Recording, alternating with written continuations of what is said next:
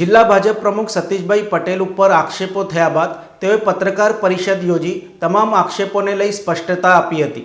વાઘોડિયાના પૂર્વ પ્રભારી અને અગ્રણી ભારતીબેન ભાંડવડિયાએ તેમના ફેસબુક એકાઉન્ટ ઉપર એક વિડીયો પોસ્ટ કરેલ હતો। સંકલન સમિતિની બેઠક પૂર્વે તેમણે પોસ્ટ કરેલા વિડીયોએ જિલ્લા ભાજપ રાજકારણમાં ગરમાવો લાવી દીધો હતો।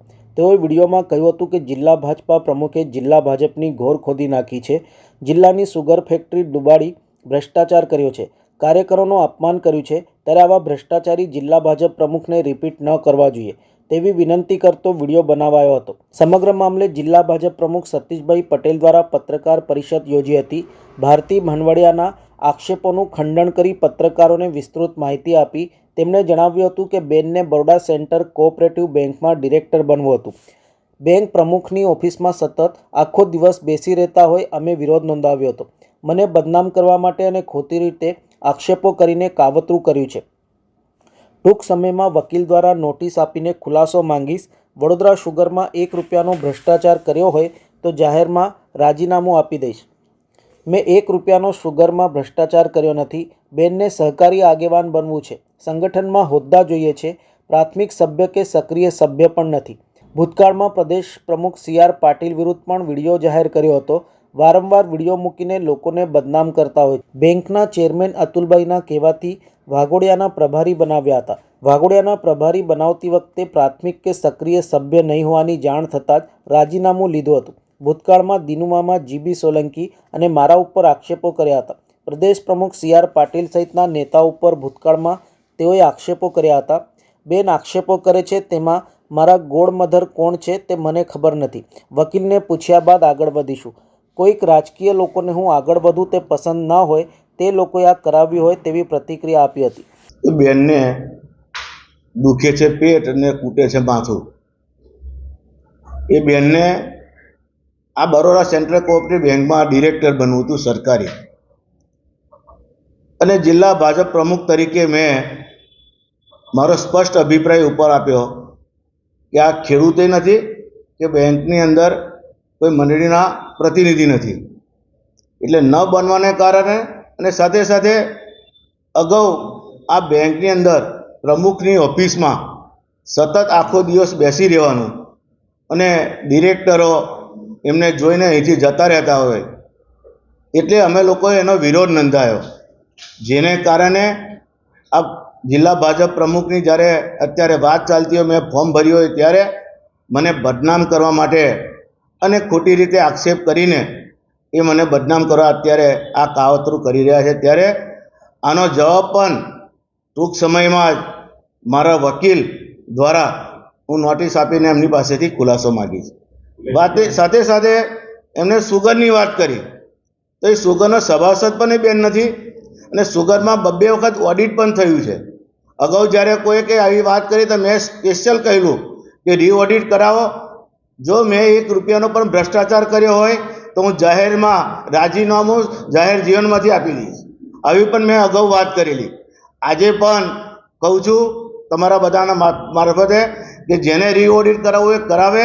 મેં ₹1 આમાં ભ્રષ્ટાચાર કર્યો નથી, અને સુગરમાં ચોખ્ખો અને સ્પષ્ટ વહીવટ હતો મારો। સાથે સાથે આ બેનને સહકારી આગેવાન બનવું છે, સંગઠનમાં હોદ્દા જોઈએ છે, પરંતુ વડોદરા જિલ્લામાં એ ક્યાંય પ્રાથમિક સભ્ય પણ નથી અને સક્રિય સભ્ય પણ નથી।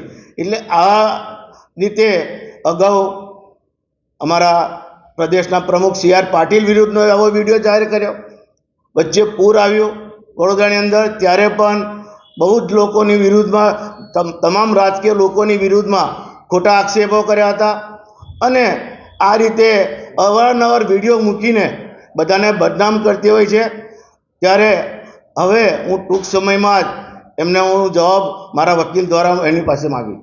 આ બેંકના ચેરમેન અતુલભાઈના કહેવાથી અમે વાઘોડિયાના પ્રભારી બનાવ્યા હતા, પરંતુ તે વખતે અમે જોયું નહોતું, હું પણ નવો હતો, અને તાત્કાલિક અમને ખબર પડી કે પ્રાથમિક સભ્ય પણ નથી અને સક્રિય સભ્ય પણ નથી, અને તરત જ એનું રાજીનામું અમે લઈ લીધેલું।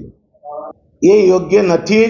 એ મારા એકલા પર નહીં, અગાઉ દિનુમામા, GB સોલંકી અને અમારા 3 પર આક્ષેપો કર્યા હતા, લોકોને લેટરો પણ લખ્યા હતા। ત્યારબાદ ફરીથી અમારા પાટીલ સાહેબ પર સી.આર. પાટીલ સાહેબ પ્રદેશ અધ્યક્ષ પર કર્યા, ત્યાર પછી વડોદરાના બધા રાજકીય નેતાઓ પર કર્યા, આજે અમારી પર ફરી કર્યો.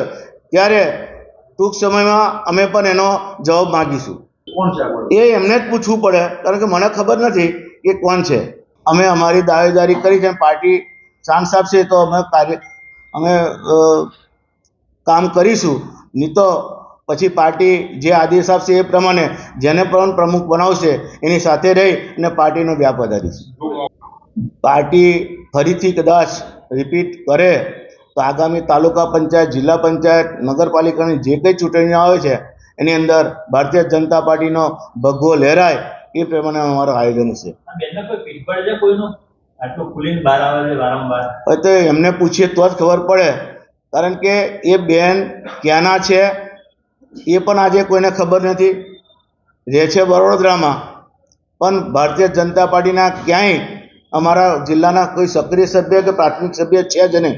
હિસાબ કિતાબ આક્ષેપ કરવો એ બહુ સહેલી વાત છે, પરંતુ 2 વખત ઓડિટ થાય છે, સ્ટેચ્યુટરી ઓડિટ અને સરકારી ઓડિટ. એમાં ક્યાંય 1 રૂપિયાની કોઈ ભ્રષ્ટાચાર કે કોઈ જગ્યાએ છે જ નહીં. ઉલટો અમે અગાઉ જેને ભ્રષ્ટાચાર કર્યો એને જેલમાં મોકલવાનું કામ મેં પોતે કરેલું. અને આજે પણ કહું છું, જેને ફરી રી ઓડિટ કરાવવું હોય એ કરાવે. અમે ચોખ્ખા છે અને ચોખ્ખા રહેવાના છે. એ તમને સ્પષ્ટ દેખાય છે કે કોઈક રાજકીય લોકોને હું આગળ વધું એ ના ગમતું હોય એવા લોકો આવી રીતે કામ કરાવતા હોય છુપા રુસ્તમ તરીકે. એ ટૂંક સમયમાં ખબર પડશે ત્યારે જાહેર કરીશું.